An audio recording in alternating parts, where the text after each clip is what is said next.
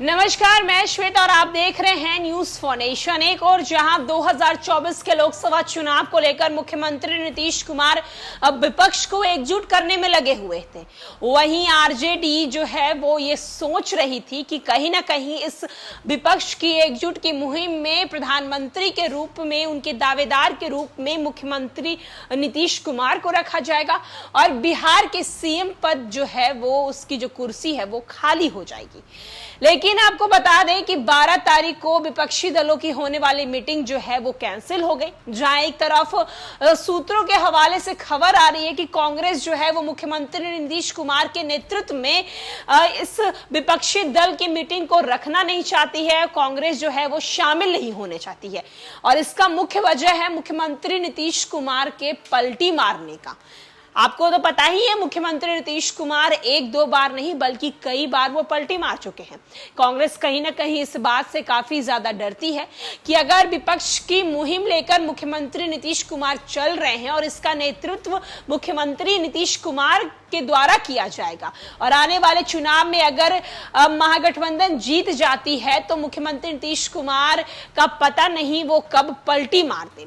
जहां एक तरफ आरजेडी तेजस्वी यादव कहीं ना कहीं खुश थे कि इस विपक्षी एकता से बिहार के सीएम पद की जो कुर्सी है उनके हाथ में आ जाएगी, लेकिन लगातार इस मीटिंग के रद्द होने के बाद अब तेजस्वी यादव का जो सपना है वो टूटता हुआ कहीं ना कहीं नजर आ रहा है। बिहार में राष्ट्रीय जनता दल का खेल अब शुरू होगा। अभी तक आरजेडी जानबूझकर बैक फुट पर था, विपक्षी एकता के बहाने नीतीश कुमार को किनारे लगाने की चाल विफल होते देख रहे हैं। आरजेडी के लिए इसके लिए अब दूसरे रास्ते की तलाश शुरू कर दी है। आरजेडी के बड़े नेता के मुताबिक नीतीश कुमार ने महागठबंधन में आने की एक ही शर्त रखी थी कि वे सीएम बने रहेंगे। आरजेडी ने उनकी बात मान ली। हालांकि इसके पहले आरजेडी ने शर्त रखी थी कि 2024 के लोकसभा चुनाव के मद्देनजर नीतीश कुमार को राष्ट्रीय राजनीति में अपनी भूमिका तलाशेंगे।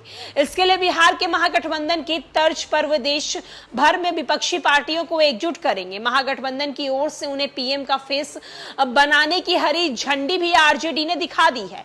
आरंभ में नीतीश कुमार ने अभियान शुरू भी किया, लेकिन सोनिया गांधी ने उन्हें संतोषजनक जवाब नहीं दिया।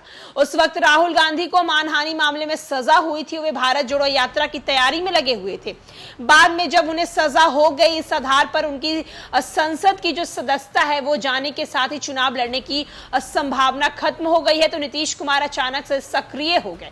हालांकि इस बार उन्होंने एकता के लिए नया फॉर्मूला निकाला है कि वो पीएम पद की रेस में शामिल नहीं है।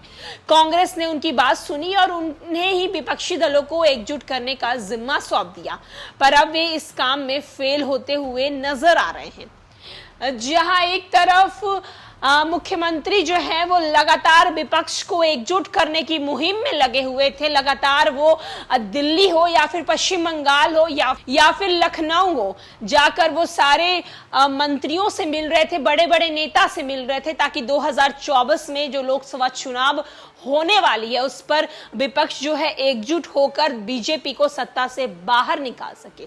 वहीं अब इस बीजेपी को निकालने के लिए जो उनकी मुहिम शुरू हुई थी, इसकी बड़ी बैठक 12 तारीख को होने वाली थी और ये बैठक एक दो बार नहीं बल्कि तीसरे बार टाल दी गई है। जहां एक तरफ तेजस्वी यादव सोच रहे थे कि वो बैक फुट पर रहकर राजनीति कर लेंगे, नीतीश को विपक्षी दलों में एकजुट करने की मुहिम में उन्हें आगे बढ़ाकर वो कहीं ना कहीं बिहार के सीएम पद के उम्मीदवार बन सकेंगे। लेकिन अब लग रहा है कि शायद तेजस्वी यादव जो हैं वो अब दूसरी राजनीति करने के लिए कोशिश करेंगे, ताकि 2024 और 25 के चुनाव में चेहरे बनकर तेजस्वी यादव जो हैं वो बाहर निकले। अब फिलहाल के लिए इस खबर में इतना ही। अनेक अपडेट्स के लिए देखते रहे न्यूज फॉर नेशन।